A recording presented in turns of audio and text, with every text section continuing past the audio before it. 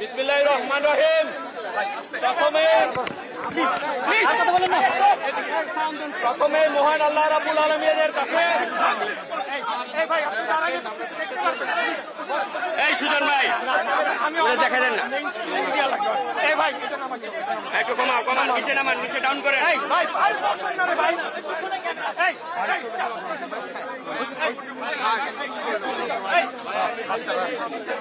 ঠিক আছে, ঠিক আছে, এবার ঠিক আছে। বিসমিল্লাহির রহমানির রহিম। আবার আপনি আসছেন কেন? রহমানির রহিম। আমরা দীর্ঘ 5 বছর আইনি সংগ্রাম করে 2020 সালে বাংলাদেশে যে একটা পাঠানো নির্বাচন হয়েছিল, আপনারা সবাই জানেন। দক্ষিণ সিটি কর্পোরেশনে সেই সময় মেয়র তাপস জোর করে ঢাকা দক্ষিণ সিটি কর্পোরেশনকে দখল করার লক্ষ্যে ইভিএম এর ভোট জালিয়াতির মাধ্যমে কেন্দ্র দখল করে আমাদের প্রিসাইডিং অফিসার থেকে শুরু করে সবাইকে জোর করে বের করে দিয়ে একতরফাভাবে যে নির্বাচনী ডিক্লেয়ার নিয়েছেন, সেই মামলা আমরা 2020 সালে করেছি।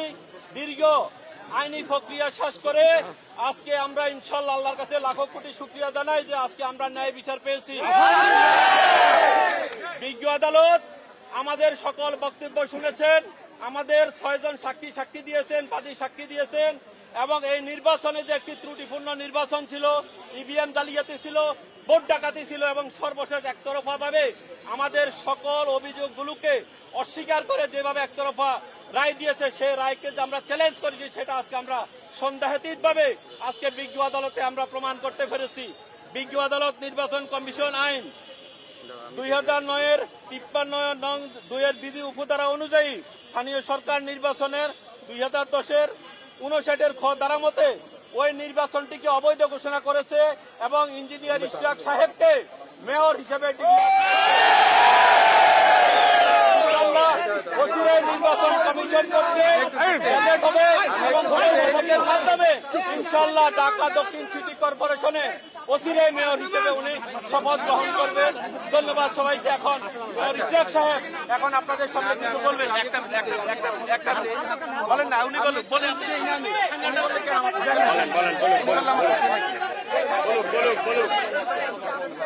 দাঁড়ান একটু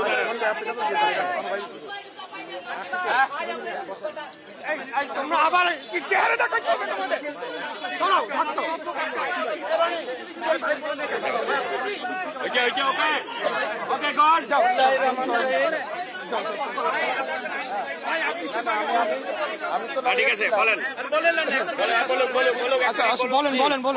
এইটা আমাদের একটা গণতন্ত্রের মহাবিজয়।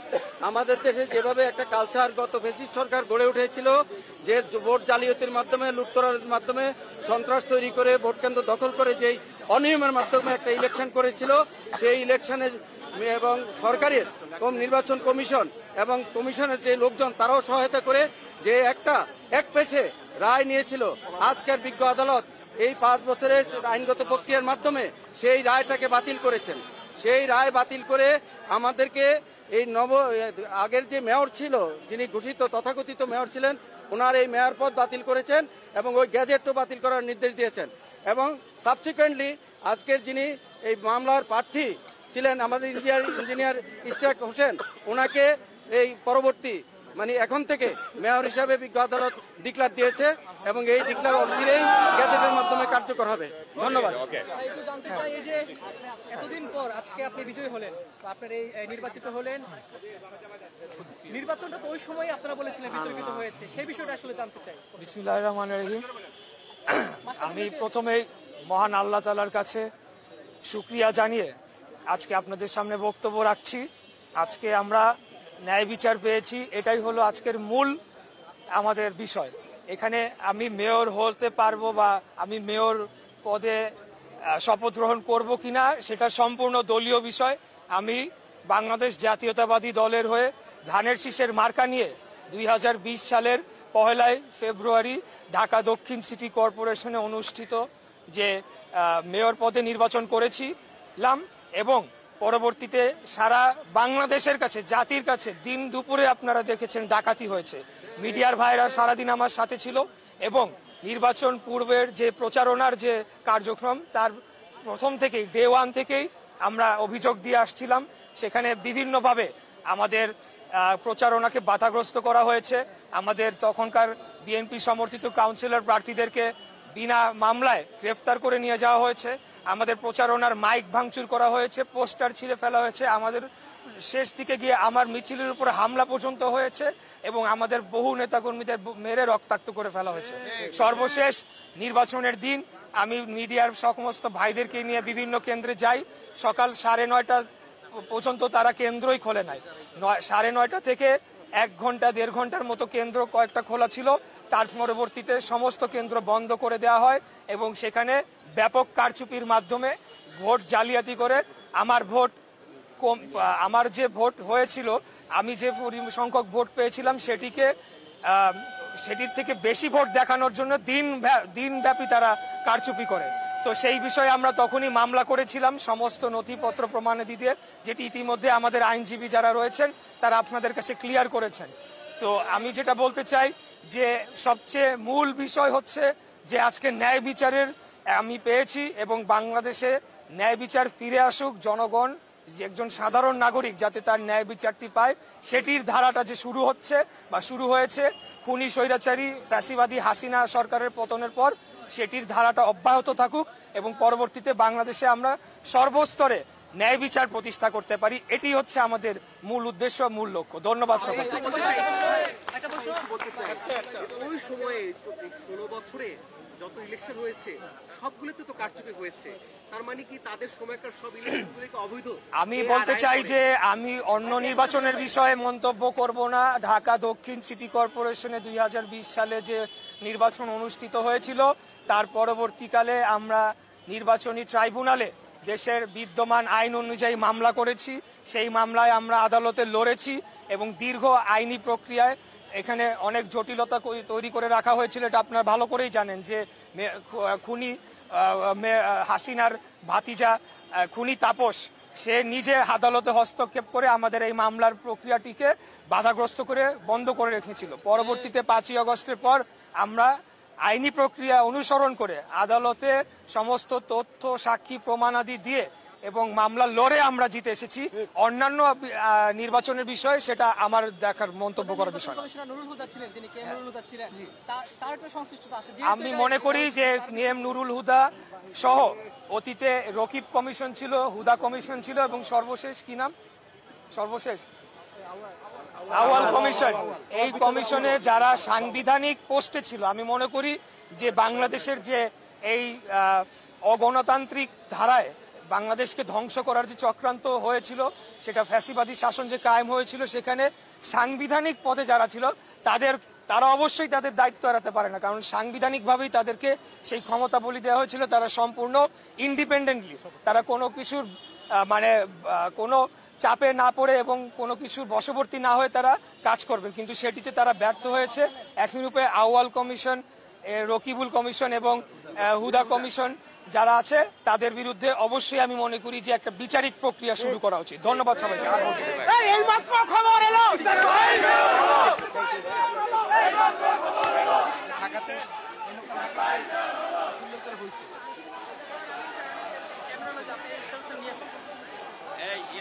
লাইভে থাকবো? হ্যাঁ, লাইভে যাও না, যাও। এটা খুলবো তো? খুলো, তুমি স্ট্যান্ড ধরো। যাও যাও যাও, আগাও। এই নাও মাইক যাও, মাইক